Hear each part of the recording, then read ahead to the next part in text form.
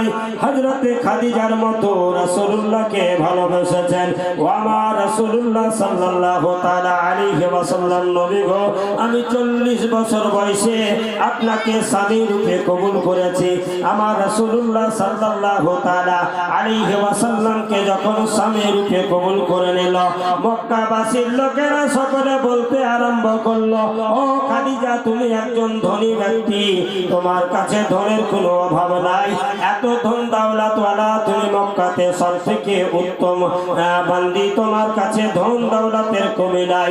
আজকে তুমি ইয়াতীম গরীব, যার বাবা নাই, মা আমেনা, যে আমেনার সন্তান মুহাম্মদ যার নাম, ও কোনো কিছু তোমাকে দিতে পারবে না। আজকে আব্দুল্লাহর সন্তানকে তুমি স্বামী রূপে গ্রহণ করে নিয়েছ, এত গরিব জায়গাতে কেন পৌঁছিলেন? তুমি তো বড় বড় ব্যক্তিকে স্বামী করতে পারতে, মক্কার ধনশীল ব্যক্তিকে স্বামী রূপে ডাকতে পারতে, কিন্তু কেন তুমি ডাকলে না? হযরতে খাদিজাতুল কুবরা বলেছিলেন, ও আমার সঙ্গীরা, সাথীরা, আমার বংশধরেরা, তোমরা শুনে নাও, আমি মুহাম্মদকে কেন এত ভালোবেসেছি, মুহাম্মদকে 40 বছর বয়সে কেন স্বামী রূপে গ্রহণ করলাম। তোমরা জানো না? হযরতে খাদিজাকে ধিক্কার দিতে শুরু করলো, সবাই বদনামি করতে শুরু করলো, সবাই গালাগালি দিতে শুরু করলো।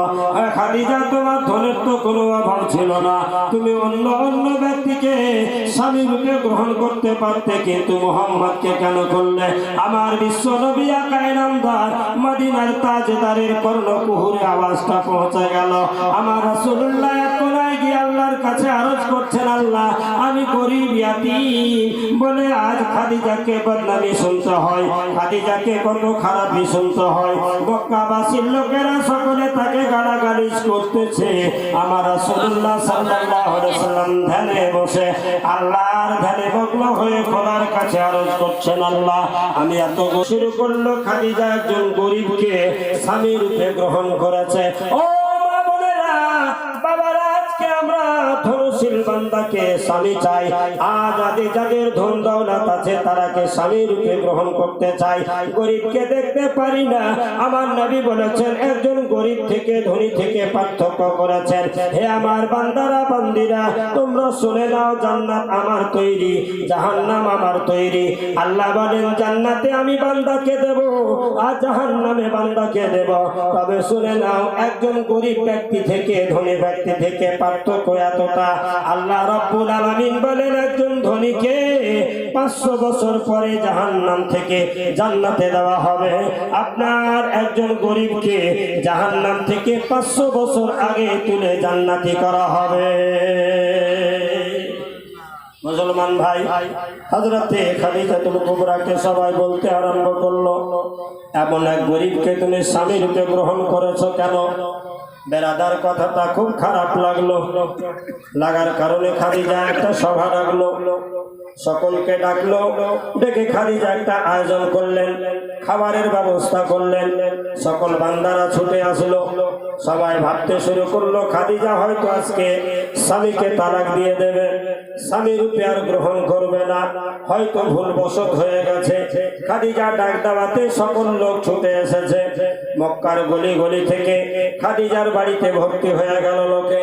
সকল লোকেরা তাকিয়ে আছে, খাদিজা হয়তো বলবে এ কথা। বন্ধুগণ, খাদিজা সকলকে সামনে রেখে বলতে আরম্ভ করলো, আজ তোমাদেরকে আমি ডেকেছি, তোমরা আমাকে ডাকো নাই, আমি তোমাদেরকে ডেকেছি, একটু শুনে নাও। খাদিজা সকলকে সামনে রেখে বলতে আরম্ভ করলো, যেমন আজকে বাবা আপনাদের জন্য আমি মাস্টার, আপনার হচ্ছেন ছাত্র শাগির। শুরু হতে শ্রদ্ধা সুধী সমাজ, হযরতে খাদিজাতুল কুবরা হাত উঠিয়ে বলতে শুরু করলো, তোমরা সবাই ভালো আছো? বলে, জি হ্যাঁ ভালো আছি। বলে, আমার স্বামী নাকি গরিব, মুহাম্মদ যার নাম, আব্দুল্লাহর ছেলে, মা আমেনার ছেলে, আল্লাহু আকবার, খুব গরিব ছেলে, বাবা নাই, ইয়াতীম মুহাম্মদ, তাকে আমি স্বামী রূপে গ্রহণ করেছি, তোমরা খুব খারাপ মনে করো।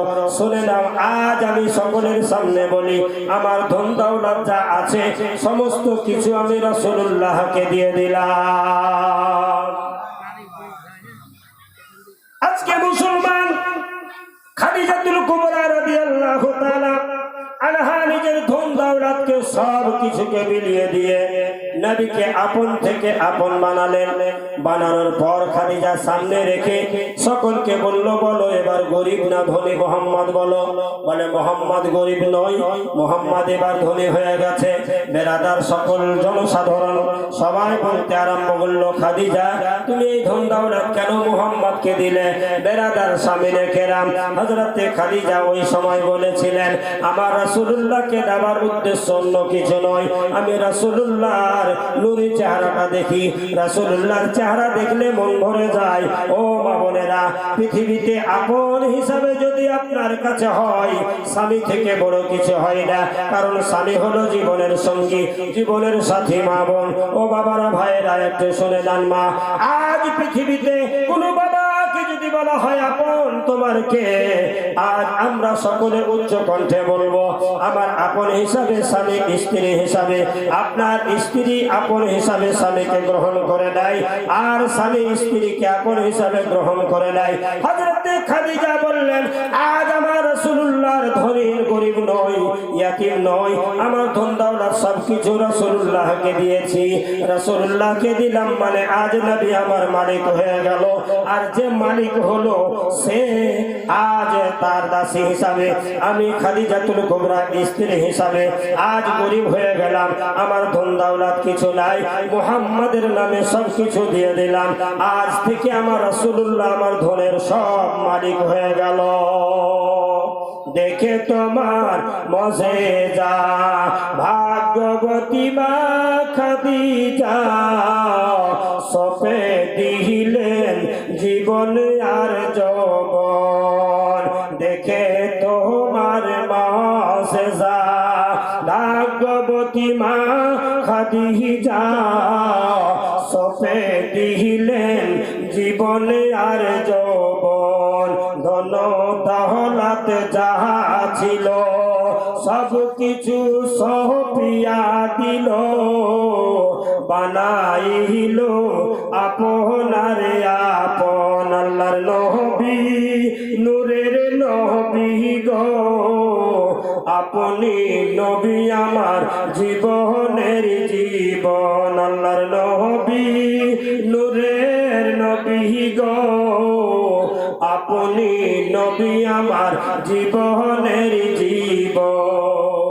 সবথেকে আপন মনে করেছিলেন নবী মুস্তাফাকে, কারণ ধন দৌলত সব কিছু বিলিয়ে দিয়েছিলেন। ও মা, ও বোনেরা, একটু ভাবুন, চিন্তা করুন। কাছ থেকে 2 মিনিট জি বলুন।